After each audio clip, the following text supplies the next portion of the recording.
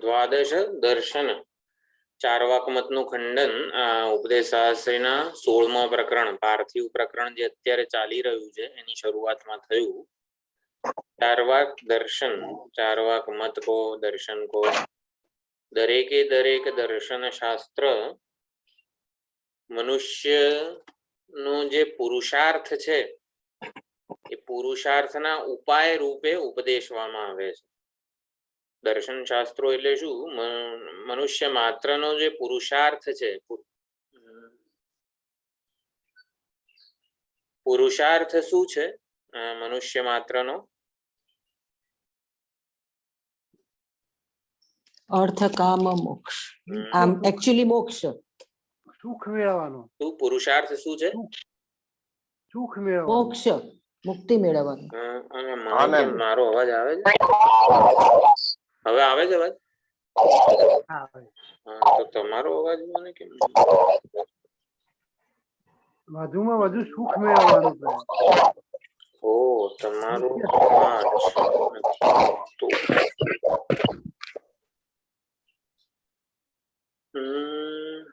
Speaker તો બોલો તો. સુખ મેળવવાનું. તમારો નથી આવતો. મારો અવાજ આવે? હા, તમારો અવાજ આવે. આપણો તો આ કંઈક સેટિંગ બદલાયું છે.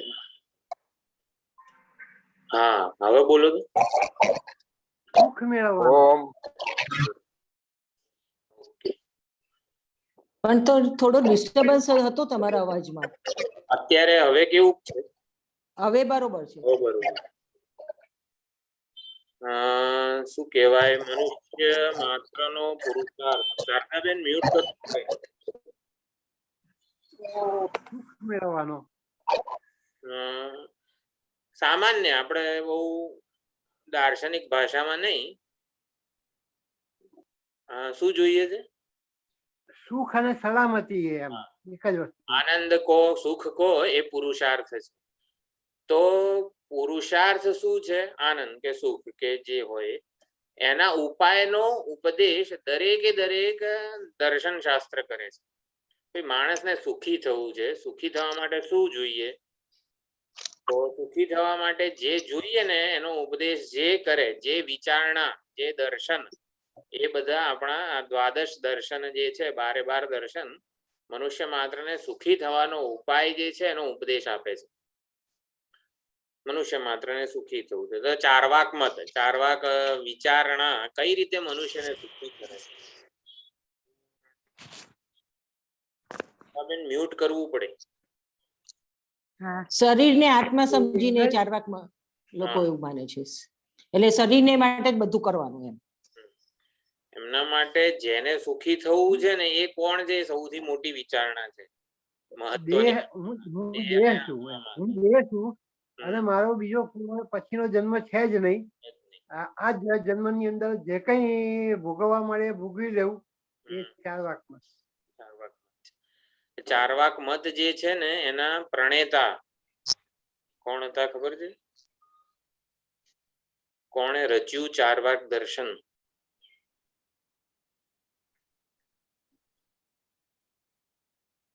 દેવગુરુ બૃહસ્પતિ. દેવગુરુ બૃહસ્પતિએ ચાર્વાક દર્શનની રચના કરી. દેવગુરુ બૃહસ્પતિએ આવા ખોટે ખોટા ચાર્વાક દર્શનની રચના કરી, એ કઈ યુક્તિયુક્ત બેસતું નથી. દેવગુરુ બૃહસ્પતિએ શુક્રાચાર્યજીના રૂપે અસુરોને મોહિત કરવા માટે ચાર્વાક દર્શનની રચના કરી છે. ચાર્વાક દર્શન સિદ્ધાંતમાં ધર્મ, અર્થ, કામ અને મોક્ષ, આ જે ચાર પુરુષાર્થ છે ને, એમાં અર્થ અને કામ અથવા તો કામ પુરુષાર્થ જ ભોગવીને સુખી થાવ એને પુરુષાર્થનું સુખનું સાધન માનવામાં આવેલું છે. અસુરો ભોગ ભોગવવામાં જ રચ્યા પચ્યા રે એવું દર્શન શાસ્ત્ર દેવગુરુ બૃહસ્પતિએ રચ્યું, જેથી અસુરોનો પતન થાય. અસુરો ભોગમાં જ રચ્યા પચ્યા રહે એટલે અસુરોનું પતન થઈ જાય ને, દેવો આક્રમણ કરે તો અસુરો કઈ, એટલે અસુરો બળવાન ના હોય. જે માણસ ભોગમાં જ રચ્યો પચ્યો હોય એ કોઈ દિવસ આવી રીતે બળવાન ના રહી શકે. તો એટલા માટે અસુરોને મોહિત કરવા માટે દેવગુરુ બૃહસ્પતિએ શુક્રાચાર્યજીના રૂપમાં આવીને અસુરોને ઉપદેશ આપ્યો ચાર્વાક દર્શનનો, કે તમે તમારે ખાઈ પીને લહેર કરો અને આ દેહને તમે ખુશ કરશો ને તો તમે જીવન જીવ્યા છો. એટલે આવી રીતે અસુરોને મોહિત કરવા માટે આ દર્શન. પછી ચાર્વાક દર્શન એટલે શું? આ દેહને સુખી કરવા માટે જે કરવું પડે એ કરવું. અત્યારના જે ભોગવાદીઓ છે જે બધા, એ બધા ચાર્વાક દર્શનના મતને અનુસરે છે. આપણે ગઈ વખતે જે વિચારણા કરી હતી કે એક એક દર્શનની વિચારણા કોઈક રીતે મારા વડે અનુસરાઈ રહી છે જીવનમાં. ચાર્વાક મતનું ખંડન થતું હોય પાર્થિવ પ્રકરણના શરૂઆતના શ્લોકોમાં 1 થી 5 વગેરેમાં, 1 થી 4 કે 3 વગેરેમાં ચાર્વાક મતનું ખંડન થયું, ઓલા ચાર્વાકોનું ખંડન થયું એવું માનવાનું નથી. ચાર્વાક મત અથવા ચાર્વાક વિચારણાને કોઈક રીતે જીવનમાં ક્યારેક મેં અનુમોદન આપેલું છે. આ દેહને સુખી કરવા માટે ભોગનો આશ્રય લીધેલો જ છે મેં. એટલે એ વિચાર, એ અનુમોદન આપણું, એ અનુમોદનનું ખંડન થવું જોઈએ કે કઈ રીતે ચાર્વાક દર્શનનું ખંડન મારા માટે પ્રસ્તુત છે, મારા માટે પ્રેક્ટિકલ છે, મારા માટે ઉપયોગી છે. નહીં તો ઓલા ચાર્વાકોનું ખંડન થઈ રહ્યું છે એવી રીતે ભણવાનું નથી. આપણે એક એક દર્શનનું જે ખંડન થાય છે એ આપણા જીવનમાં કેમ અગત્યનું છે એ પણ આવી રીતે વિચારણા કરવાના છીએ. એટલે એ ખૂબ જ મહત્વનું છે. ચાર્વાક દર્શન છે, જૈન દર્શન છે, બૌદ્ધ દર્શન છે, આ બધા નાસ્તિક દર્શનો છે. અને પછી વૈશેષિક વગેરે જે છે, વૈશેષિક આસ્તિક દર્શનમાં સૌથી પહેલા વૈશેષિકો આવ્યા. વૈશેષિકો સૌથી પહેલા આસ્તિક એટલે શું? વેદને પ્રમાણ માનનારા. આસ્તિક એટલે વેદને પ્રમાણ તરીકે માને અને ઈશ્વરને પણ માને, એને આસ્તિક કહેવાય. આસ્તિક ખાલી વેદાંતી એકલો જ છે કે જે વેદને પ્રમાણ તરીકે માને છે અને ઈશ્વરને પણ સ્વીકારે છે. ઈશ્વરને હિતેચ્છુ, કર્માધ્યક્ષ, કર્મફળદાતા તરીકે સ્વીકારનાર એકલો વેદાંતી જ છે. એટલે વેદને પ્રમાણ તરીકે સ્વીકાર્યા 6 આસ્તિક દર્શનો વૈશેષિક, પછી ન્યાય, ગૌતમ શાસ્ત્ર, ગૌતમ મુનિ વિરચિત ન્યાય, નૈયાયિકો જેને કહેવાય છે એ, પછી સાંખ્ય, યોગ, પૂર્વ મીમાંસા, ઉત્તર મીમાંસા, આ 6 આસ્તિક દર્શન છે. તો ચાર્વાક મત જે છે એ પ્રત્યક્ષમ એવ પ્રમાણમ, પ્રત્યક્ષ આંખ એટલે 5 ઇન્દ્રિયોથી જે દૃશ્યમાન થઈ રહ્યું છે, અનુભવાઈ રહ્યું છે, એટલું જ જગત છે અને એ જ જગત સાચું છે. એટલે પ્રત્યક્ષ પ્રમાણથી જે જણાય છે એ જ સાચું છે, એના સિવાયનું કંઈ સાચું નથી. પ્રત્યક્ષ પ્રમાણથી તમને આત્મા કે ચેતન કોણ જણાય છે? પ્રત્યક્ષ પ્રમાણથી આ દેહ તમને ચેતન લાગે છે. આપણને બધાને આ દેહ ચેતનવંતો લાગે છે, ચેતનની જેમ કાર્ય કરનારો લાગે છે. પ્રત્યક્ષ પ્રમાણથી આ દેહ ચેતન છે એટલે એ લોકો દેહને જ આત્મા કે ચેતન માને છે. પ્રત્યક્ષ પ્રમાણથી રોબોટ પણ બધી જ ક્રિયાઓ કરે છે ને, બધી જ ક્રિયા કરે, ચેતનવંતો લાગે છે રોબોટ. આ જેસીબી છે એક પ્રકારનો રોબોટ છે, બધું ખોદે છે, આમ પંજો નાખીને જમીન ખોદે છે, એને ચેતન માનવો જ જોઈએ ને. આ રીતે ચાર્વાક દર્શન આપણા અનુભવોને સમજાવી શકતું નથી. આપણો અનુભવ શું છે એને અનુભવને યથાર્થ રીતે સમજાવી શકે ને એને દર્શન શાસ્ત્ર કહેવાય. જે મારા પ્રત્યેક અનુભવને મારી બુદ્ધિ સમજી શકે ને એ રીતે સમજાવી શકવો જોઈએ. તો ચાર્વાક દર્શન આ રીતે સમજાવી શકતો નથી મારા અનુભવને, અને માટે એ શ્રદ્ધેય નથી, વિચારણીય નથી, આદરણીય નથી. એનું આપણે આ રીતે આપણા માટે મોક્ષ ઉપયોગી નથી. આ શાસ્ત્ર માટે એનો આદર ન કરવો જોઈએ. અને એનું મત એને કોઈક પણ રીતે મારા જીવનમાં હું એને અનુસરી રહ્યો હોઉં તો એ મારે બંધ કરવું જોઈએ. એ મત, એ વિચારણાનો નિરાશ થવો જોઈએ મારા વડે. બુદ્ધિ કોઈ રીતે એ મતનો આદર ન કરે એવું આપણે ગોઠવવું જોઈએ આપણી બુદ્ધિ. આ રીતે ચાર્વાક મત, ચાર્વાક દર્શનની થોડી ઘણી જે જરૂરી માહિતી હતી એ આપણે મેળવી. હવે કઠોપનિષદમાં પ્રવેશ કરીએ. 10 મિનિટ થઈ ગયા. ઓમ સહના ભવતુ સહનૌ ભુનક્તુ સહ વીર્યં કરવાવહૈ તેજસ્વિનાવધીતમસ્તુ મા વિદ્વિષાવહૈ. ઓમ શાંતિ શાંતિ શાંતિ. હરિ ઓમ શ્રી ગુરુભ્યો નમઃ. હરિ ઓમ. સદાશિવસમારંભાં શંકરાચાર્યમધ્યમાम् अस्मदाचार्यपर्यन्तां वन्दे गुरुपरम्परां. वन्दे गुरुपरम्पराम्. ॐ नमो भगवते वैवस्वताय मृत्यवे ब्रह्मविद्याचार्याय नचिकेतसे च.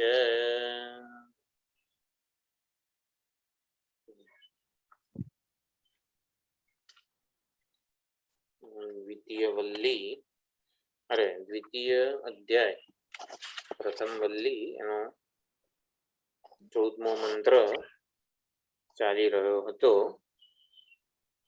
અભેદ દર્શનની સ્તુતિ અને ભેદ દર્શનની નિંદા.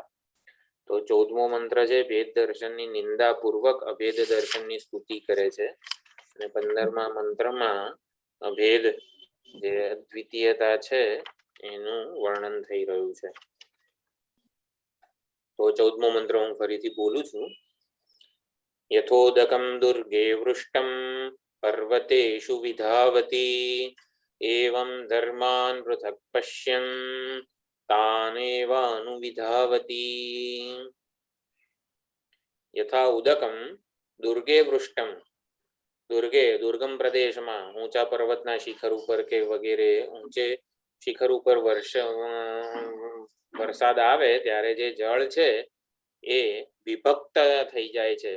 મોટો જે જળરાશિ, જે મેઘ, કાળા ડિબાંગ વાદળોમાં એક જ જળરાશિ રૂપે પાણી હોય છે, પરંતુ જ્યારે વરસી જાય ત્યારે વિભક્ત થઈ જાય છે. એકબીજાથી બધી ધારાઓ પાણીની છૂટી પડી જાય છે.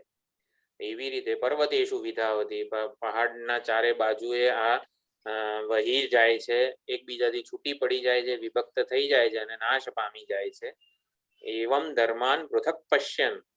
તો એવી રીતે જ્યારે અગ્નિમાંથી તણખાઓ જેમ છૂટા પડી જાય, અગ્નિમાંથી તણખા છૂટા પડે એટલે નષ્ટ થઈ જાય, પછી ન રહે.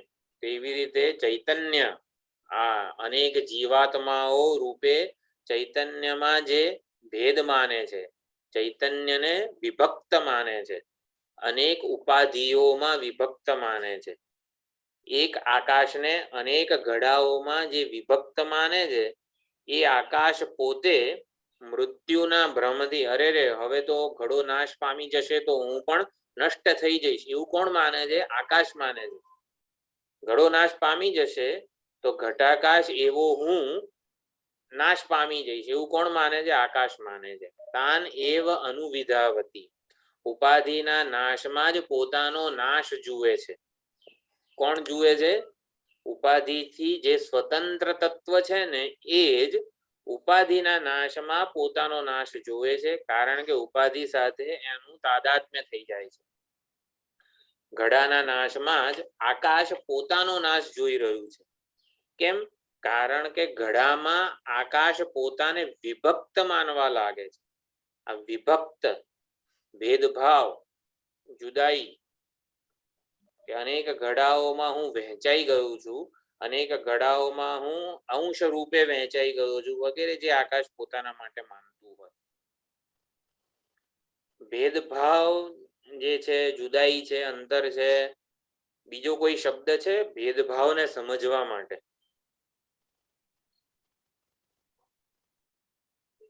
દ્વૈત અદ્વૈત. પછી અધ્યાસ. અધ્યાસ. અધ્યાસ કહી શકાય. અલગપણું. અલગપણું. હા, અલગપણું. પછી ભિન્નતા. હે? ભિન્નતા. ભિન્નતા.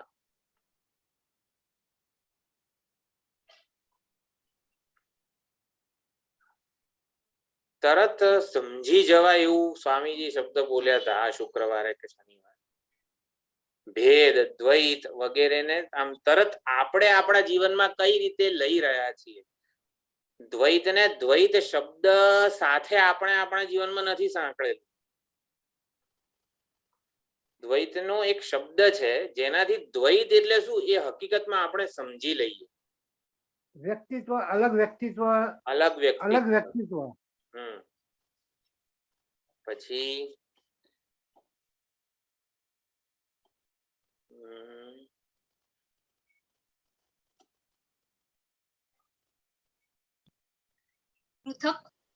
પૃથક્ત્વ. પછી વિવિધતા અને વિષમતા. વિવિધતા, વિષમ. વિવિધતા ને દ્વૈત નથી કીધું, વિષમતા નું અર્થઘટન થાય છે દ્વૈત રૂપે. ભિન્નતા. વહેરો આંતરો એવો શબ્દ આવ્યો તો હા, પ્રજ્ઞાબેન? વહેરો આંતરો.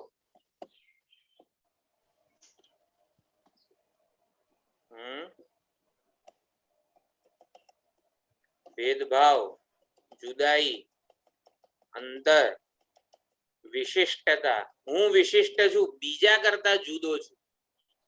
મને જેટલું આવડે છે ને એટલું તમને નથી આવડતું. હું કંઈક વિશિષ્ટ છું. મને પાણીની વ્યાકરણ આવડે. તમે કોઈ ભણ્યા છો પાણીની વ્યાકરણ? નહીં. હું વિશિષ્ટ છું. આ પણ એક ભેદભાવ છે. ભેદભાવનું આપણા જીવનમાં જે રીતે આપણે લઈ રહ્યા છીએ એ અન્યોન્ય ભાવ. ભાઈ મારામાં હું છે ને તમારો સમાવેશ ના કરું, મારામાં બરોબર, મારામાં હું તમારો સમાવેશ ના કરું, તમારામાં મારો સમાવેશ ના કરું. અન્યોન્ય ભાવ, એને ભેદ કહેવાય. પરસ્પર વ્યાવૃત્તિ. બ્રહ્મદમ પરાદાત કીધું છે, પરાસ્ત કરે છે. પરાસ્ત કરે છે એટલે વ્યાવૃત્ત કરે છે.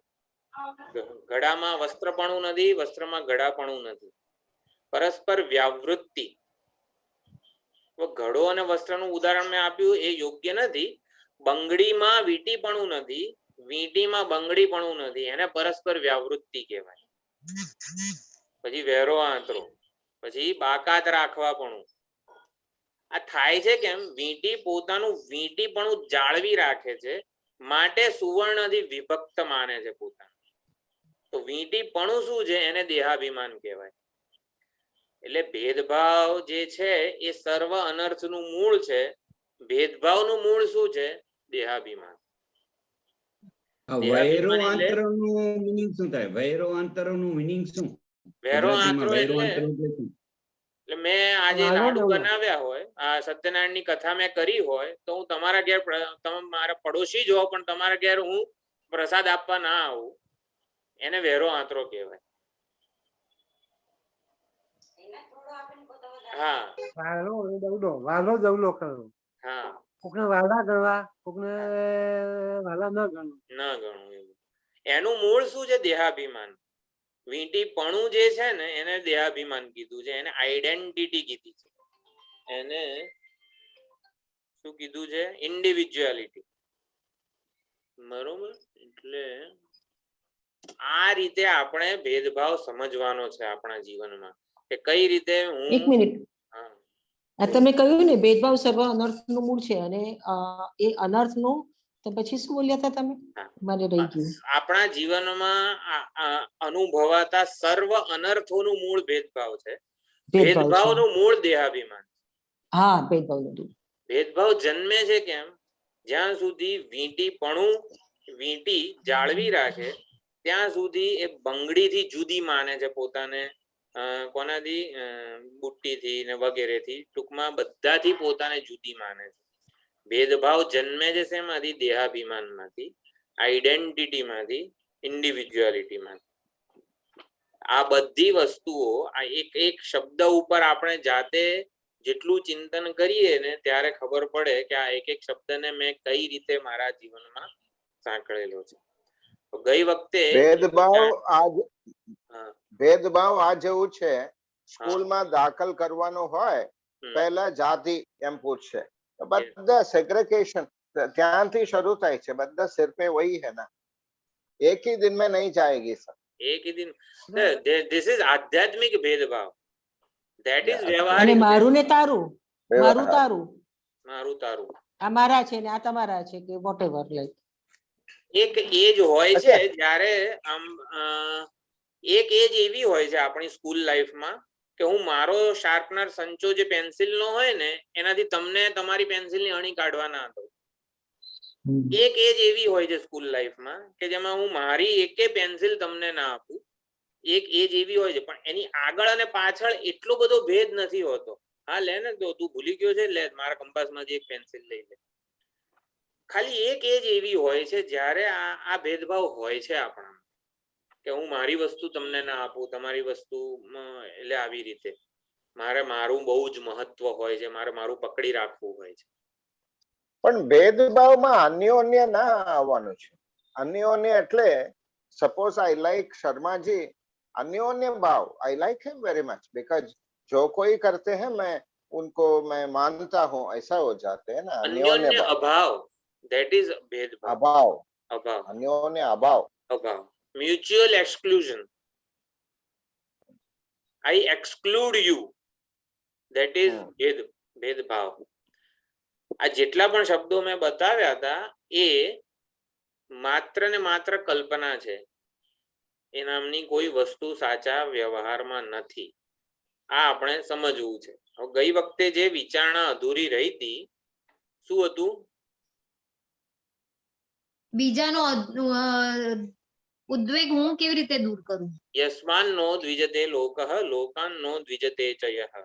જેના એટલે જ્ઞાની મહાત્મા એ છે કે જેનાથી કોઈને ઉદ્વેગ થતો નથી અને જે કોઈના ઉદ્વેગનું કારણ પણ બનતો નથી. ચાલો, હું કોઈના ઉદ્વેગનું કારણ ન બનવું એ બરોબર, પણ મારાથી કોકને ઉદ્વેગ થતો હોય એ તો ન જ થવું જોઈએ.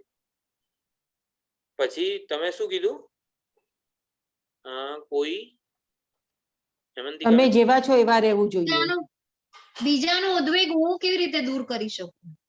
બીજાનો ઉદ્વેગ એ આપણી જવાબદારી થઈ જાય છે કે આપણું વર્તન, આપણું વાણી, આપણું વ્યક્તિત્વ એવું ઘડવું જોઈએ, તૈયાર કરવું જોઈએ જેથી આપણા કારણે બીજાને કોઈ બી મહાત્માઓ હોય છે તો મહાત્માઓ પાસે કોઈ પણ જુદા જુદા વિચારો વાળા માણસો જાય છે, બરાબર?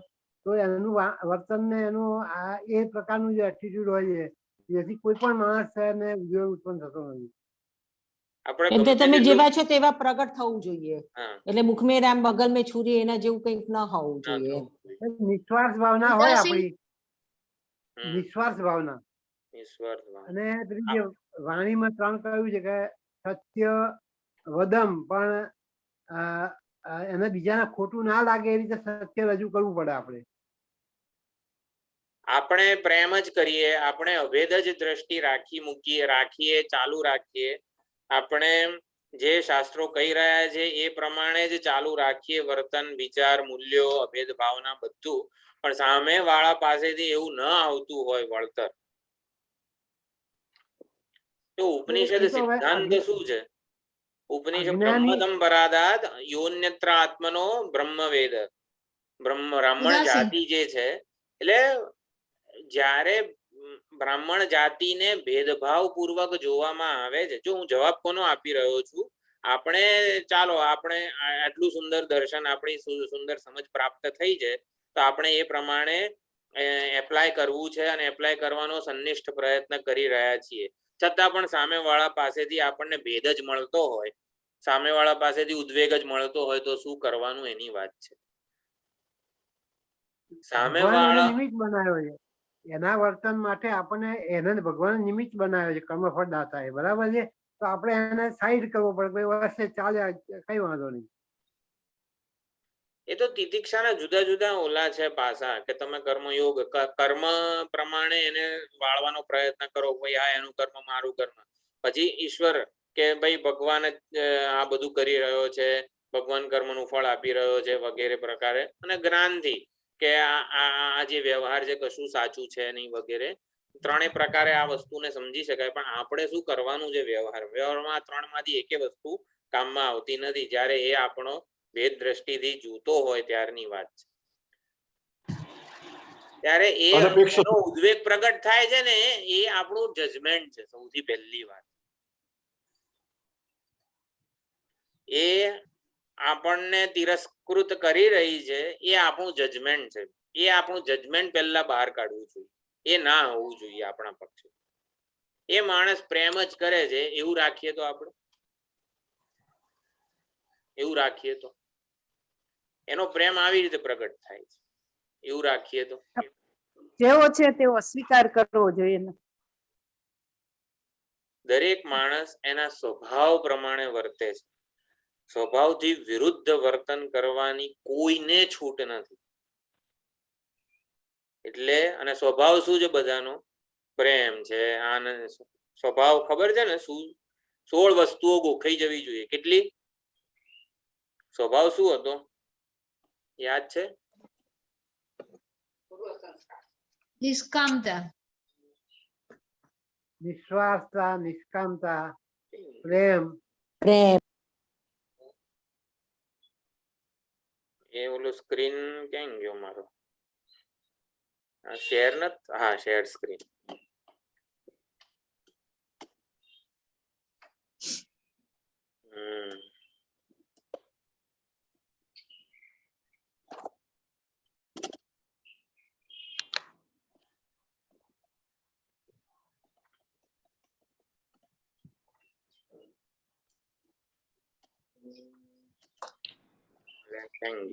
ચાલો જવા દો, નથી મળતું.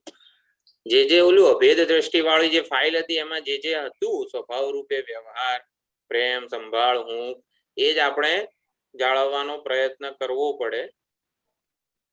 એ માણસ, સામે વાળો માણસ એ જ રીતે પ્રેમ કરે છે, એની પ્રેમ કરવાની આવી રીત છે, આવું આપણે સ્વીકારવું પડે. અનપેક્ષ સુચિર દક્ષ. હે? અનપેક્ષ સુચિર દક્ષ. સુચિર દક્ષ. જેમ જેમ આ સમજ આપણી પોતાની થતી જશે ને, એમ એમ સામેવાળાનું વર્તન ઉદ્વેગાત્મક નહીં રહે આપણને. એવું છે. એકવાર જાતે વિચાર કરીશું ને ત્યારે આ પ્રેક્ટિકલ, આ પ્રસ્તુત લાગશે આ ચર્ચા. આ બહુ જ મેચ્યોરિટી માંગી લે છે એવી, કે દરેકે દરેક માણસ કેટલું હદે આપણે આપણી જાત સાથે કામ કરવાનું છે એ બતાવી રહ્યું છે. એટલે ઋષિભાઈ, હા, હું વાંચી શકું? હું તમને એમ કહું છું કે એક મિનિટ હું પ્રશ્ન પૂછી લઉં પછી વચ્ચે.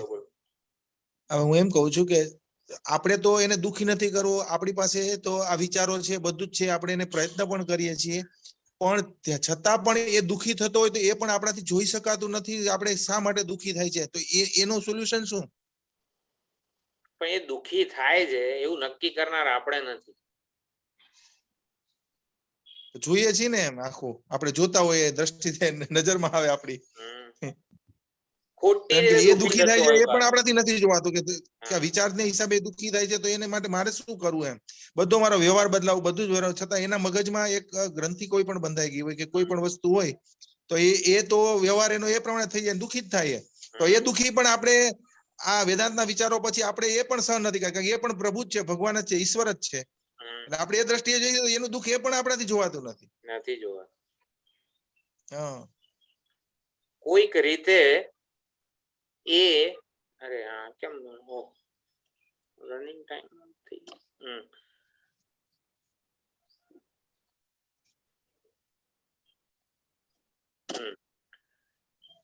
આ વસ્તુ છે ને જેટલી આપણને સામેવાળા પક્ષે શું કહેવાય ઇમ્પ્લિમેન્ટ કરવાનું આપણને લાગે છે ને કે એ માણસ ના થવો જોઈએ ખોટે ખોટો હેરાન. હા, આપણે ખાલી એટલું જોઈએ છે કે એ ખોટે ખોટો હેરાન ના થવો જોઈએ. આપણે ખાલી એટલું જ જોઈએ છે.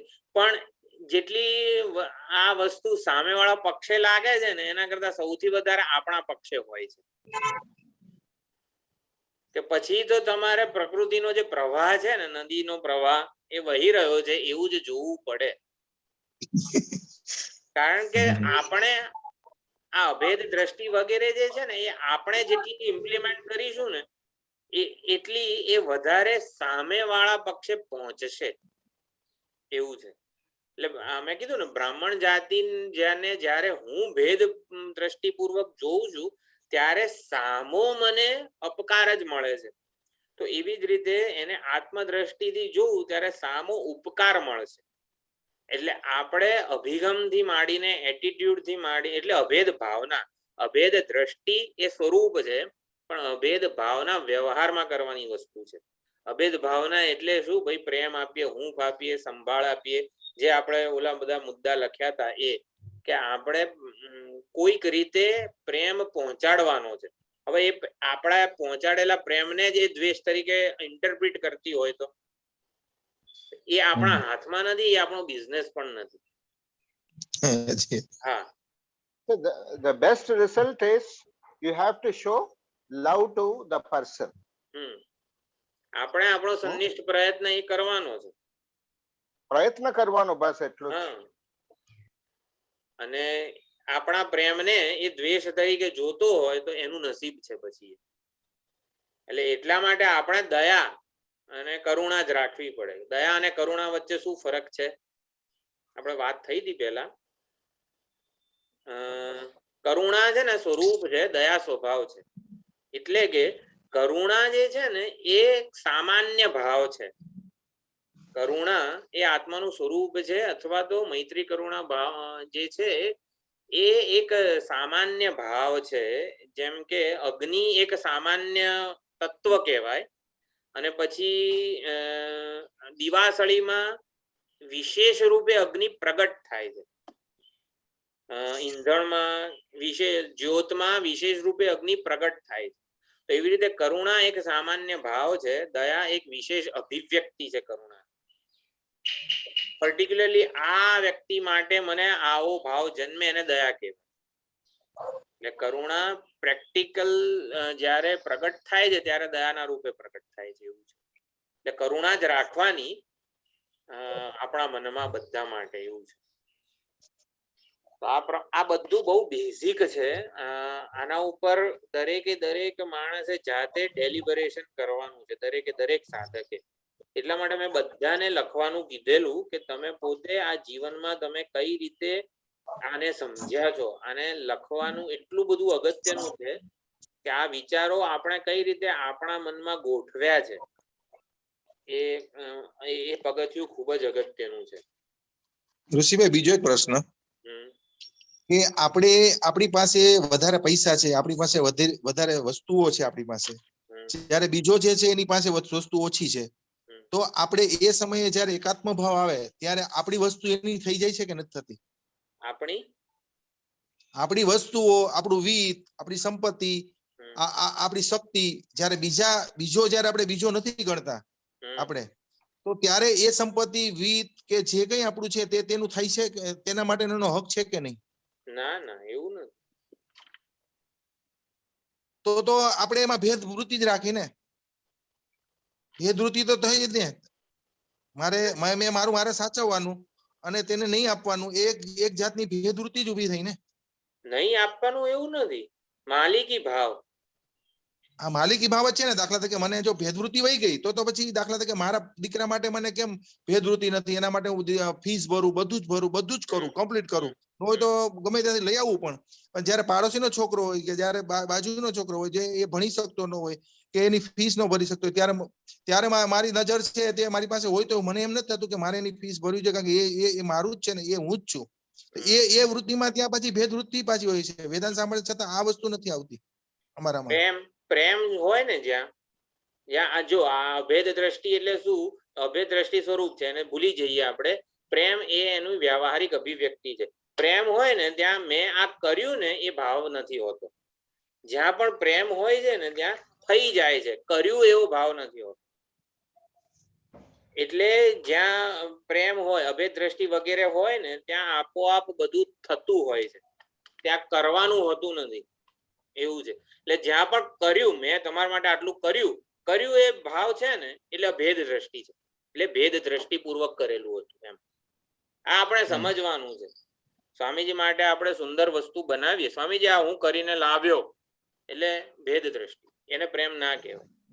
પ્રેમ હોય ને ત્યાં આપોઆપ થઈ જાય. મમ્મી પપ્પા જ્યારે પોતાના સંતાન માટે કરે છે ને ત્યારે કરતા નથી, એ થાય છે પ્રેમથી. જો આ દરેકે દરેક વસ્તુ આપણા જીવનમાં સમજવાની છે કે જ્યાં પ્રેમ છે ને, આ અભેદ એટલે પ્રેમ. પ્રેમ એટલે શું? વસ્તુ આપોઆપ થઈ જાય. જો પરમાત્મા બધાનું કલ્યાણ કરે છે એવું નહીં, પરમાત્મા કલ્યાણ સ્વરૂપ છે. એટલે જે એના વડે જે થાય ને એ કલ્યાણ જ થાય બધા. એક સવાલ છે સર. હા બોલો. હા, મેં કહ્યું દયામાં સૂક્ષ્મ અહંકાર રહેલો જ હોય છે ને? દયા વિશેષ અભિવ્યક્તિ છે. એમાં સૂક્ષ્મ અહંકાર રહેલો જ હોય ને? વિશેષ અભિવ્યક્તિમાં હોય જ, ઇન્ડિવિજ્યુઅલિટી હોય તો જ દયા વ્યક્ત થાય. દેહાભિમાન હોય ત્યારે દયા વ્યક્ત થાય.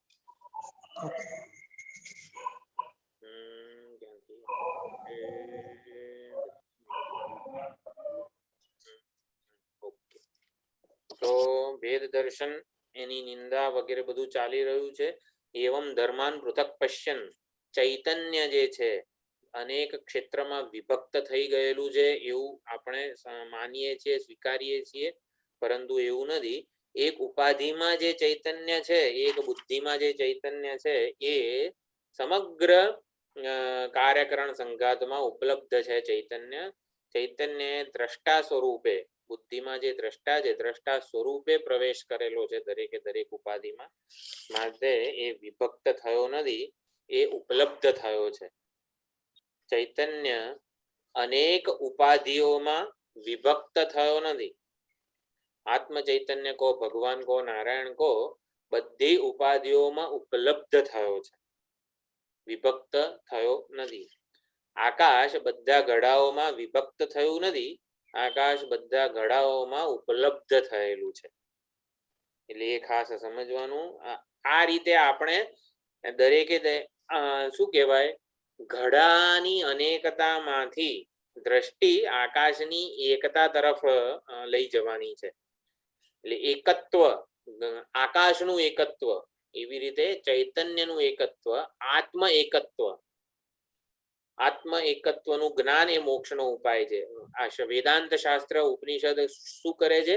મોક્ષનો ઉપાય, મોક્ષના ઉપાયનું પ્રતિપાદન કરે છે. આજે ઉપદેશ શાસ્ત્રીમાં આવ્યું, મોક્ષના ઉપાયનું પ્રતિપાદન કરે છે. તો મોક્ષનો ઉપાય શું છે? એકત્વનું જ્ઞાન. હા, એકત્વનું જ્ઞાન આપી રહ્યા છે શાસ્ત્રો. એકત્વનું જ્ઞાન એ મોક્ષનો ઉપાય છે. તો મોક્ષના ઉપાયનું પ્રતિપાદન કરે છે, મોક્ષના ઉપાયનો ઉપદેશ આપે છે. મોક્ષનો ઉપાય શું છે? આત્મ એકત્વનું જ્ઞાન. વેદાંત શાસ્ત્ર કો, ઉપનિષદો કો આત્મ એકત્વનું જ્ઞાન આપે છે. એટલે કે જે વાસ્તવિકતા છે એનું જ્ઞાન આપે છે.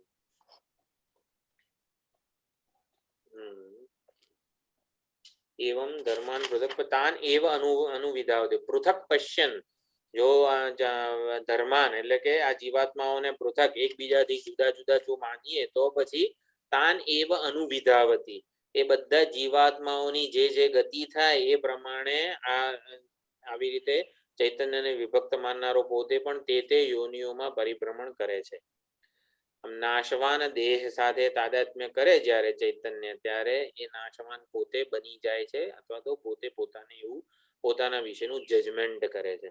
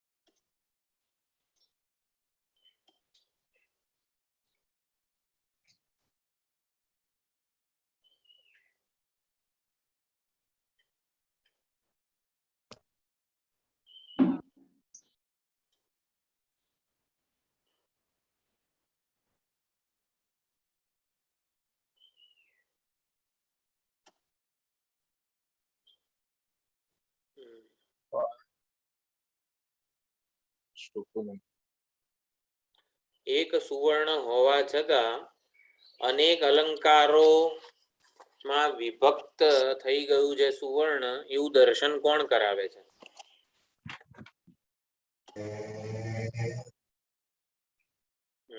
આકાર. આકાર. એક નામરૂપ. સુવર્ણ હોવા છતાં, એક અદ્વિતીય સુવર્ણ હોવા છતાં સુવર્ણ અનેક અલંકારોમાં વિભક્ત છે, એનું મૂળ કારણ નામ આકાર. સત્યતા આપી દીધી. નામ આકાર ને સત્યતા આપી દીધી, ઉપયોગીતાને. નામ અને આકારને સત્યતા આપી દીધેલી છે. વીંટીપણું, બંગડીપણું, કંઠીપણું, આ બધું પણું જે છે એ સાચું છે એવું માનવાને લીધે સુવર્ણમાં વિભક્તતા આપણે કલ્પીએ છીએ. તો એવી રીતે પણું એટલે શું? આઈડેન્ટિટી કહો, દેહાભિમાન કહો, ઇન્ડિવિજ્યુઆલિટી કહો, એ જ્યાં સુધી વ્યવહારનો પાયો છે ત્યાં સુધી આ ભેદ દર્શન ટકવાનું છે. એટલે દેહાભિમાન જે છે એ ભેદ દર્શનનું, ભેદભાવનું, જુદાઈની લાગણીનું પણ કારણ છે. કોઈક રીતે આત્માને દેહાભિમાન એટલે શું? દેહ સાથે તાદાત્મ્યાપન્ન, ચૈતન્યને જડ દેહ પૂરતો મર્યાદિત માનવો, ચૈતન્યને જડ દેહમાં સીમિત માનવો, ચૈતન્યને જડ દેહનો કોઈક ગુણ માનવો. પાર્ટ, પ્રોડક્ટ એન્ડ શું છે ત્રીજી વસ્તુ? પી જે છે, પાર્ટ, પ્રોડક્ટ અને નહીં, ચૈતન્ય એ આ જડ દેહનો કોઈ પાર્ટ, કોઈ અંગ નથી. ચૈતન્ય દેહનું કોઈ કાર્ય નથી. અને પાર્ટ, પ્રોડક્ટ એન્ડ પ્રિન્સિપલ, કોઈક ગુણ નથી. એટલે દેહ વિશિષ્ટ નથી. ચૈતન્ય દેહથી વિશિષ્ટ થતો નથી. ઘટાકાશને શું કહેવાય? ઘટ વિશિષ્ટ આકાશ કહેવાય. વીંટીને શું કહેવાય? વીંટી આકારમાં વિશિષ્ટ થયેલું સુવર્ણ. વિશિષ્ટ બની જવું એટલે એના ધર્મો પોતાના કરી લેવા, એને વિશિષ્ટ થાય. ચૈતન્ય દેહ વિશિષ્ટ થતો નથી. Chaitanya is not a part, Chaitanya is not a product, and Chaitanya is not a ચાલો જે કંઈક યાદ આવશે તો ગ્રુપમાં લખી દઈશ. એટલે આ રીતે ચૈતન્ય દેહથી કોઈક સ્વતંત્ર વસ્તુ છે. આત્મા જેને હું કહું છું એ દેહથી સ્વતંત્ર વસ્તુ છે.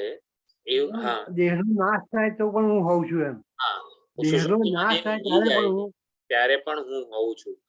દેહ અત્યારે જ ચાલુ લેક્ચરમાં આપણે કોઈ બીજા વિચારે ચડી ગયા ત્યારે પણ હું હોઉં જ છું. આ દેહને અહીં નહીં જ મૂકીને હું ક્યાંક બીજું વિચારવા જતો રહું છું. એટલે એ જ બતાવે છે કે દેહથી સ્વતંત્ર તત્વ હું છું. જેને હું કહેવાય, જેને આત્મા કહેવાય, જેને સ્વરૂપ કહેવાય, જેને ચૈતન્ય કહેવાય, એ દેહ ઉપાધિ સંઘાતથી સ્વતંત્ર વસ્તુ. આમ આ પ્રમાણે શું કહેવાય, દેહને પકડીએ તો દેહ જ્યાં જાય લઈ જાય ને ત્યાં જવું પડે. જો આપણે શું સમજીએ છીએ? તાન એવ અનુવિધાવતી, છેલ્લો શબ્દ છે. દેહને પકડીએ તો દેહ જ્યાં જાય ત્યાં લઈ જવું પડે. શું છે ઓલું પૂજ્ય સ્વામીજીનું ઉદાહરણ, ગંગા નદીમાં ઓલું કાળા રંગનું એક કામળો તરતો તરતો આવતો હતો. તો કોઈ સાધુને થયું કે લાય આ કામળો તો બહુ કામનો છે એટલે હું લઈ લઉં. તો એ તો એને પકડ્યું પછી એ તો રીંછ નીકળ્યું. એટલે એ જ્યાં જાય ને ત્યાં લઈ જાય આપણે. જેને પકડીએ ને પછી એ જ્યાં જાય ને ત્યાં આપણે જવું પડે. દેહને પકડ્યો હું રૂપે તો પછી દેહ જ્યાં જાય ને ત્યાં આપણે જવું પડે. ભેદને પકડીએ તો ભેદ જ્યાં જાય ને ત્યાં આપણે પછી જવું પડે. તો આમ દેહાભિમાન કહો, દેહને પકડવું કહો, આ બધું જે છે એ જ હકીકતમાં વિવેક જ્ઞાનથી છૂટવાનું છે. વિવેક જ્ઞાનથી છૂટનારું છે. દેહાભિમાન કઈ રીતે છૂટે? ચૈતન્યને દેહથી વિશિષ્ટ માની લીધું છે. એ ક્યારે છૂટે?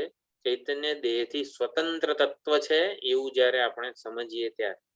તો એ વિવેક જ્ઞાન આપણા શાસ્ત્રો આપે છે. એ વિવેક જ્ઞાનને વધારે ને વધારે દ્રઢ કરવું પડે.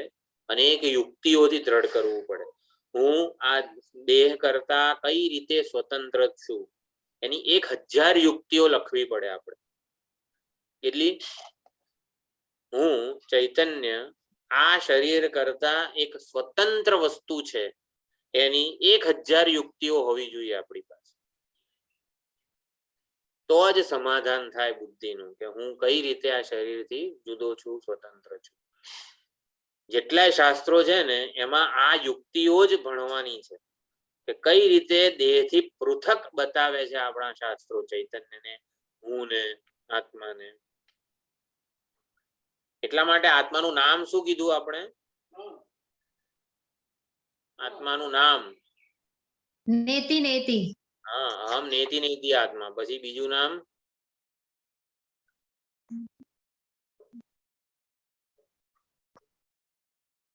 શાસ્ત્રોક્ત નામ. ભણેલા છીએ એ બધા નામ.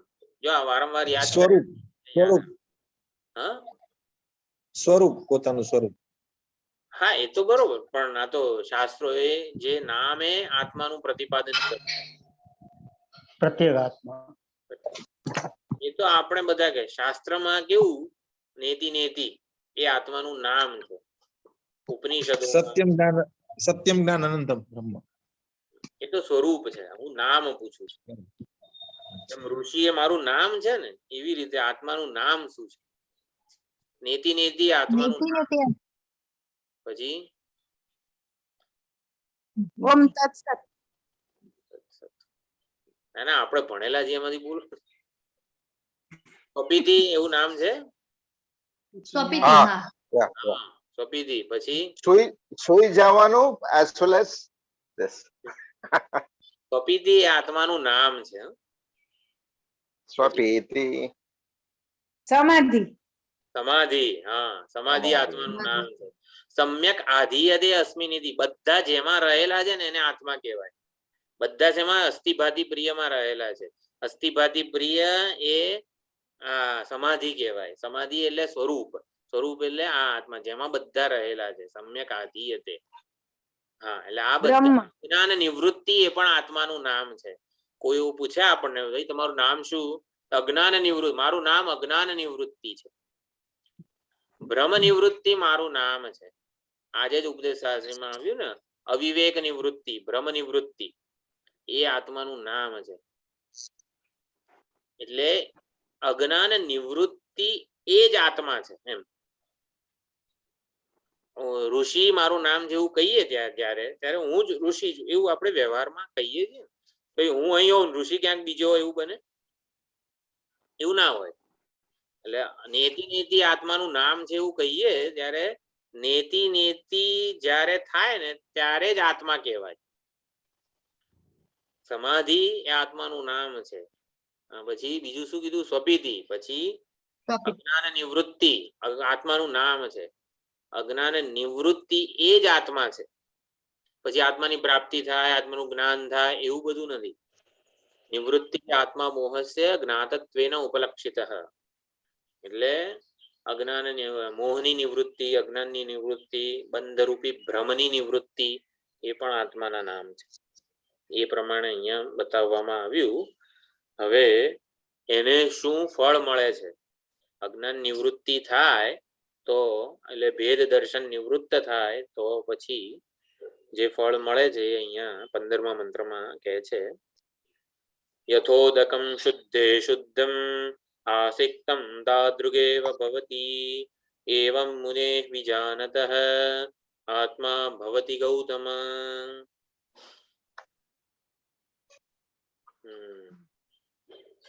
યથા ઉદકમ શુદ્ધમ ઉદકમ શુદ્ધે આસિક્તમ, જ્યારે નિર્મળ જળમાં આપણે જળ નાખીએ ત્યારે એ પોતે એ જળ પોતે સમષ્ટિ જળમાં વિલીન થઈ જવાથી એ શુદ્ધ જ થઈ જાય છે. એવી રીતે હે નચિકેતા ગૌતમ, ગૌતમ એ નચિકેતાના પિતાજીનું નામ છે ઉદ્દલ, અને એમને આ નામે જ યમરાજા બોલાવે છે. યમરાજા કહે છે આ પ્રમાણે વિજાનતઃ મુનેહે, કઈ વિભક્તિ કહેવાય? વિજાનતઃ મુનેહે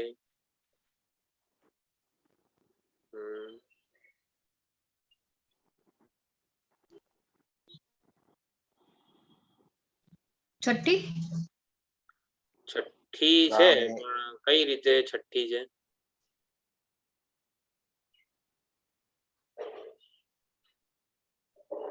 સંબંધ યાવાન અર્થ ઉદપાને સર્વતઃ સંપ્લુતોદકે તાવાન સર્વેષુ વેદેષુ બ્રાહ્મણસ્ય વિજાનતઃ, બ્રાહ્મણસ્ય વિજાનતઃ. એકત્વના દર્શનને પ્રાપ્ત થયેલો, એકત્વને જાણનારા બ્રાહ્મણ માટે, જ્ઞાની માટે ખાબોચિયા રૂપી પાણીની જરૂર નથી પડતી. અફાટ સમુદ્ર જેને મળી ગયો હોય એને પછી આવી જરૂર રહેતી નથી. તો જેનો આત્મા બ્રહ્મ થઈ ગયો હોય, મુનેહે વિજાનતઃ આત્મા ભવતી વિજાનતઃ મુનેહે, જે તાદર્થે ષષ્ઠી છે આ, જે મુનિ જે જ્ઞાની માટે આત્મા બ્રહ્મ સ્વરૂપે પ્રગટ થઈ રહ્યો છે. આત્મા એક મર્યાદિત ઉપાધિમાં અભિવ્યક્ત થઈ રહેલું જે ચૈતન્ય છે એ બ્રહ્મ સ્વરૂપે, આપણા બધા માટે આત્મા બ્રહ્મ સ્વરૂપે જ પ્રગટ થાય છે. પરંતુ આપણને એટલે ઓળખાણ ન હોય એની, તો પછી એનો લાભ ના મળે. પરંતુ આવા વિજાનતઃ મુને બ્રહ્મ સ્વરૂપે, ચંપાબેન મ્યુટ કરવું પડે.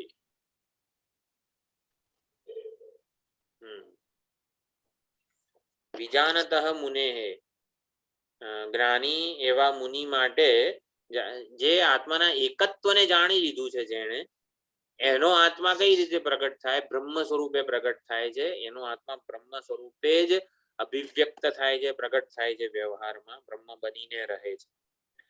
એટલે આત્માનું એકત્વ જાણનાર પોતે અદ્વિતીય આત્મ સ્વરૂપ બનીને રહે છે. આત્માનું આકાશ જ્યારે પોતાના એકત્વને જાણે, બધા ઘડાઓમાં હું એક આકાશ છું એવું જ્યારે આકાશ જાણે ત્યારે મહાકાશ બનીને રહે છે. આવું આ વાક્ય છે. તો મહાકાશ સ્વરૂપ જ હતો પહેલા. એ આકાશ મહાકાશ સ્વરૂપ જ હતું, એનામાં કઈ જ થયું નથી ફેરફાર. શું થયું છે? જે ભ્રમ હતો એ દૂર થયો છે, બ્રહ્મ નિવૃત્તિ થઈ છે. બ્રહ્મ નિવૃત્તિ જ સ્વરૂપનો લાભ છે. બ્રહ્મ નિવૃત્તિ એ જ આત્મા ભવતી ગૌતમ, આત્મા નામ છે. પરિચ્છિન્નતા, ઇનએડિક્વસી, જેને કહેવાય ને અધૂરપ. અધૂરપ, યસ, લિમિટેશન કો, ઇનએડિક્વસી કો, અધૂરપ કો, એ હું કેન્દ્રિત પહેલા અનુભવાતી હતી. આપણે પોતાને અલ્પ માનીએ છીએ ને, ભાઈ આપણે આટલું હું કરી શકું, આટલું હું જાણી શકું, આટલી હું ઈચ્છા કરી શકું. જ્ઞાન શક્તિ, ઈચ્છા શક્તિ, ક્રિયા શક્તિ, આ બધું જ આપણને આપણામાં મર્યાદિત લાગે છે. હું કેન્દ્રિત મર્યાદા જે છે ને આપણને અત્યારે લાગે છે. પરંતુ જ્યારે આત્મ એકત્વનું જ્ઞાન થાય ત્યારે બધું કરી શકવાની તાકાત આવી જાય આપણા. એવું હું કેન્દ્રિત, અલ્પતા, અધૂરપ, મર્યાદા કશું જ રહે નહીં. બરોબર? તો મર્યાદા જ્યાં હોય ને ત્યાં રહે, એનું સંક્રમણ હુંમાં ના થાય. અધૂરપ જ્યાં હોય ને ત્યાં રહે, એનું સંક્રમણ કે તાદાત્મ્ય હુંમાં ના થાય. દેહમાં, ઉપાધિમાં, બુદ્ધિમાં મર્યાદા છે, અધૂરપ છે, બધું જ છે. પરંતુ એ અત્યારે હું કેન્દ્રિત આપણે જજ કરેલી છે, નિર્ણિત, નિર્ધારિત કરેલી છે. તો બુદ્ધિની મર્યાદાઓ હું કેન્દ્રિત છે, હુંમાં છે, એવું જે માનેલું છે એને દેહાભિમાન કીધું છે. તો એ રહેતું નથી, દેહાભિમાન રૂપી ભ્રમ રહેતો નથી. એવમ વિજાનતઃ મુનેહે, એટલે ભેદભાવ જે છે એ ઔપાધિક છે, એ ઔપાધિના સ્તરે રહેલા છે, આત્મામાં નથી. આત્મામાં ભેદ નથી, આકાશમાં ભેદ નથી.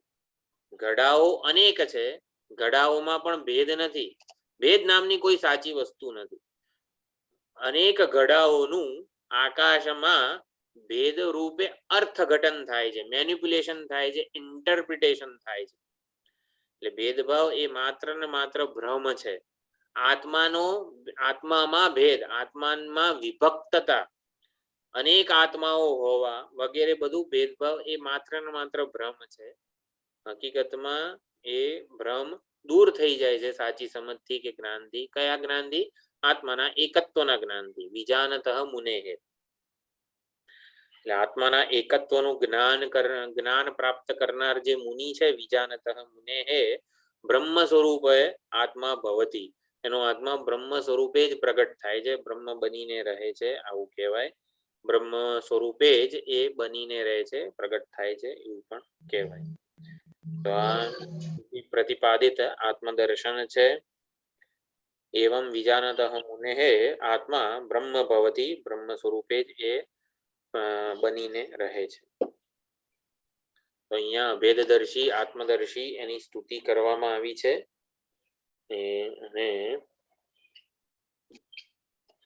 કાલ્પનિક વસ્તુનો સાચો નાશ ના હોય, એટલે ભ્રમ કે બંધન જે છે, સંસારીપણું જે છે, અધૂરપ, અલ્પતા, મર્યાદા જે છે, એ જે હું કેન્દ્રિત માનવામાં આવેલી હતી, એ માન્યતા રૂપ જ હતી, કાલ્પનિક હતી. અને માટે એનો સાચો નાશ ના હોય. કલ્પનાની નિવૃત્તિ માટે બીજી કલ્પના હોય. કલ્પનાની નિવૃત્તિ કરવા માટે શાસ્ત્ર બીજી કલ્પના કરે છે. બસ, તો એ કલ્પનાની નિવૃત્તિ, બંધન રૂપી કલ્પનાની નિવૃત્તિ મોક્ષ રૂપી કલ્પનાથી થાય છે. એટલે મોક્ષ એ કલ્પનાની નિવૃત્તિ રૂપ છે. મોક્ષ ભ્રમ નિવૃત્તિ રૂપ છે, અજ્ઞાન નિવૃત્તિ રૂપ છે. તો ખાસ સમજવાનું, બંધન કે મોક્ષ કોઈ પારમાર્થિક સાચી વસ્તુ નથી. બંધન એ ભ્રાંતિ છે અને મોક્ષ એ ભ્રાંતિની નિવૃત્તિ છે. અધ્યારોપનો સાચો જન્મ નથી હોતો. સર્પ અધ્યારોપ છે, રજ્જુ સર્પ એ અધ્યારોપ છે. અધ્યારોપનો સાચો જન્મ નથી હોતો. તો સર્પનો જન્મ ક્યારે થાય? રજ્જુના અજ્ઞાનના કારણે થાય. રજ્જુનું જ્ઞાન ના હોય મને, અને તો મને ભ્રમ થઈ શકે કે ભાઈ આ સર્પ છે રજ્જુના બદલે. સર્પનો અધ્યારોપ એ જ સર્પનો જન્મ છે. સર્પનો અધ્યારોપ, બરોબર છે? સંભળાય છે? તો સંસ્કારને કેટલી સત્યતા આપવી? ના, મને ડિસ્કનેક્ટ થઈ ગયું હતું. બોલો બોલો. સંસ્કારને કેટલી સત્યતા આપવી? કયા સંસ્કાર? કેટલી સંસ્કારને સત્ય? આમાં મારું એવું કહેવું છે કે દોરડાનું જ્ઞાન નથી મને, એટલે મારા અંદર જો સર્પના સંસ્કાર હશે તો મને સર્પ રૂપે દેખાશે. જો ભૂ છિદ્રના સંસ્કાર કેવી એ હશે તો ભૂજ છિદ્ર રૂપે રજૂ થશે. જે દેખાય છે એને મહત્વ જ નથી આપવાનું. છે શું, વાસ્તવિકતા શું છે એના ઉપર જ જવાનું છે. એટલે આરોપ જે થયો, જે ભૂછિદ્ર હોય, સર્પ હોય, માળા હોય, દંડ હોય, ગમે તે હોય, પરંતુ એ આરોપ થાય છે ને એ જ ક્ષણે જન્મે છે. આરોપ કાળે જ એ અસ્તિત્વમાં છે. અસ્તિત્વમાં છે એટલે આરોપ કાલીન છે, આરોપ જ છે, એક ભ્રાંતિકાલીન છે. સર્પ જે છે ભ્રાંતિકાલીન છે એવું કહેવામાં આવે છે. તો સર્પનો નાશ, સ્વપ્ન જેવું, જે સમય આપણને દેખાય ત્યારે આપણને સાચું લાગે, પછી જાગીએ ત્યારે એ સ્વપ્ન ના રહે. એટલે પ્રતીતિ કાળે જ એ મિથ્યા છે, જાગ્યા પછી તો અસત જ છે. એટલે મિથ્યા એટલે શું? ન હોય ને દેખાય એને મિથ્યા કહેવાય. જે ના હોય એને દેખાય એને દૃશ્ય કહેવાય, મિથ્યા કહેવાય, સ્વપ્ન કહેવાય. એવી રીતે તો સર્પનો અપવાદ એ જ સર્પનું મૃત્યુ છે. સર્પનો અધ્યારોપ એ સર્પનો જન્મ છે. સર્પનો અપવાદ એ સર્પનું મૃત્યુ છે. એવી જ રીતે દેહાભિમાન એટલે શું? દેહનો આત્મા પર અધ્યારોપ થવો. મારો જન્મ થયો ક્યારે? આટલા વર્ષો પહેલા. આ જન્મ મારો આપણે કેવું જન્મ દિવસને કેટલો ઠોસ અને સત્ય માનીએ છીએ, એની થોડી સત્યતાને આપણે નકારવાનો અત્યારે પ્રયત્ન કરીએ છીએ. પતિનો જન્મ ક્યારે થાય? જ્યારે લગ્ન વિધિ સંપન્ન થાય એક ક્ષણે પતિનો જન્મ થાય. એટલે પતિનો જન્મ ક્યારે થાય? લગ્ન દિવસ. લગ્ન તિથિ જે છે ને એ પતિની જન્મ તિથિ છે. પતિની જન્મ તિથિ કઈ? લગ્ન તિથિ એ પતિની જન્મ તિથિ છે. તો એવી રીતે મારો જન્મ દિવસ કયો કહેવાય? જો આપણે એ દ્રષ્ટાંતને અનુસરીને સમજવાનો પ્રયત્ન કરીએ છીએ. મારો જન્મ દિવસ ચૈતન્ય ઉપર આ દેહનો અધ્યારોપ કર્યો. હા, ચૈતન્ય. સર્પનો જન્મ ક્યારે થાય? સર્પનો જ્યારે રજ્જુ પર અધ્યારોપ થાય ત્યારે સર્પનો જન્મ થયો કહેવાય. એવી જ રીતે આ દેહનો જન્મ થયો ક્યારે કહેવાય? દેહનો જ્યારે આત્મા પર અધ્યારોપ થાય એ દેહનો જન્મ. એટલે જેવી રીતે પતિની જન્મતિથિ કઈ કે લગ્ન તિથિ એ પતિની જન્મતિથિ છે. એ કેટલી ક્ષુલ્લક વસ્તુ છે. એવી જ રીતે મારો જન્મ જે આપણે કહે ભાઈ મારો જન્મદિવસ આવ્યો છે કાલે, એટલે આપણે ઉજવીએ છીએ વગેરે વગેરે, એ પણ કેટલું ઓલું કલ્પના માત્ર છે, અધ્યારોપ માત્ર જ છે જન્મદિવસ. દેહનો અધ્યારોપ જ્યારે ચૈતન્ય પર થાય છે એ આપણો જન્મદિવસ. હા, એટલે આ પ્રમાણે સત્યતા એની ખરી પડવી જોઈએ. એ સમજો. આત્મા ઉપર જ્યારે દેહના નામ અને આકારનો અધ્યારોપ થાય એક ક્ષણે દેહનો જન્મ થાય. દેહનો જન્મ કોઈક સાલમાં કોઈક સમયે થયો હોય એવું નથી. આત્મા પર જ્યારે દેહનો નામ અને આકારનો અધ્યારોપ થાય, ચૈતન્ય પર જ્યારે જડનો અધ્યારોપ થાય એ જડનો જન્મ છે. દેહાત્મ બુદ્ધિનો નાશ એ જ ખરું મૃત્યુ છે. એટલે ફરી મરવું ના પડે એના માટે શું? દેહાભિમાનથી મુક્ત થવાનું છે. મૃત્યુના ડરથી મુક્ત થવા માટે શું કરવું જરૂરી છે? દેહાભિમાનની નિવૃત્તિ. એટલે ઉપાધિથી વિવિક્ત અત્યંત સ્વતંત્ર આ આત્મતત્વ છે અને દેહાદી ઉપાધિ આત્માથી અનન્ય છે. આ પ્રમાણે સંબંધ રહેલો છે. B is equal to A is not equal to B. હું આત્મ ચૈતન્ય દેહાદીથી સ્વતંત્ર છું અને દેહાદી મારાથી સ્વતંત્ર નથી. દેહ મારા પર અધ્યારોપિત છે. આને અદ્વિતીયત્વ કહેવાય. અદ્વિતીયત્વ કોને કહેવાય? દેહ અને આત્મા આ બંને વસ્તુઓ અનુભવાય છે ત્યારે આત્મા અદ્વિતીય કઈ રીતે કહી શકાય? હું આત્મ ચૈતન્ય દેહથી સ્વતંત્ર છું, દેહ મારા પર અધ્યારોપિત છે. આને અદ્વિતીયતા કહેવાય. આત્મા દેહાદી ઉપાધિ મારાથી અન્ય સ્વતંત્ર જુદી નથી, ભિન્ન નથી, અને હું દેહાદી ઉપાધિથી ભિન્ન છું, સ્વતંત્ર છું. આને આત્માની અદ્વિતીયતા કહેવાય. તો અદ્વિતીયતાના જ્ઞાન માટે જે અંતઃકરણ જોઈએ એનું નિર્માણ કરવાનું છે. શુદ્ધ અંતઃકરણમાં જ અદ્વિતીયતાનો બોધ થાય છે. શુદ્ધ અંતઃકરણ એટલે રિલેટિવલી પરિચ્છિન્નતાથી મુક્ત અંતઃકરણ. આત્મા જેવો છે એવું અંતઃકરણ રિલેટિવલી બનવું જોઈએ. આત્મા જેવો વિશાળ છે, જેવો પ્રેમાળ છે, જેવો કરુણા વાળો છે એવું અંતઃકરણ બને ત્યારે આ અદ્વૈત જે છે એ સિદ્ધાંત આપણા અંતઃકરણમાં લાગુ પડે એને હિન્દીમાં ઘટે એવું કહેવાય. લક્ષણ જે છે ને એ ઘટે. પ્રમાણ વડે અનુભવ થાય, લક્ષણ વડે ઓળખ થાય, ઓળખાણ પણ કહેવાય. તો લક્ષણ જે છે અદ્વિતીયતાનું લક્ષણ એ લાગુ ક્યારે પડે? પ્રમાણ વડે અનુભવ થતો હોય તો પ્રમાણ શું છે? શુદ્ધ અંતઃકરણ. અને લક્ષણ શું છે? તત્વમસી વગેરે અભેદનો જે કઈ ઉપદેશ છે લક્ષણ છે. શુદ્ધ અંતઃકરણ વડે એ અદ્વિતીયતાનો અનુભવ થાય છે. અદ્વિતીયતાનો અનુભવ શુદ્ધ અંતઃકરણને થવાનો છે. શુદ્ધાંતકરણ થશે ત્યારે અદ્વિતીયતા અનુભવાશે, પ્રેક્ટિકલ પ્રસ્તુત બનશે આપણે. એટલે સનાતન એવો મોક્ષ અદ્વિતીયતા કે શુદ્ધાંતકરણમાં પ્રગટ થાય છે. એટલે પોતાના વ્યાપક એવા બ્રહ્મ સ્વરૂપને આ મુનિ જે છે, આત્માના એકત્વને જાણનાર મુનિ પોતાના વ્યાપક અપરિચ્છિન્ન બ્રહ્મ સ્વરૂપને ઓળખી લે છે, પોતાના અદ્વિતીય સ્વરૂપને ઓળખી લે છે.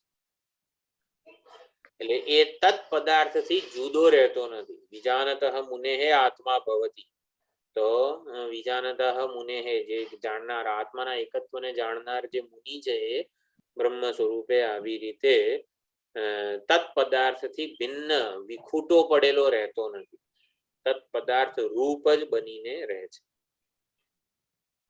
તો આ પ્રમાણે દ્વિતીય અધ્યાયની પ્રથમ વલ્લી જે છે એ સુંદર રીતે સમાપ્ત સંપન્ન થઈ. બહુ જ મહત્વનો આ ઉપદેશ છે દ્વિતીય અધ્યાયની પ્રથમ વલ્લીનો. બધાને આત્મસાત થાય એ પ્રમાણે પરમાત્માને પ્રાર્થના કરીએ. ઓમ પૂર્ણમદ પૂર્ણમિદં પૂર્ણાત પૂર્ણમુદચ્યતે પૂર્ણસ્ય પૂર્ણમાદાય પૂર્ણમેવાવશિષ્યતે. ઓમ શાંતિ શાંતિ શાંતિ. હરિ ઓમ શ્રી ગુરુભ્યો નમઃ.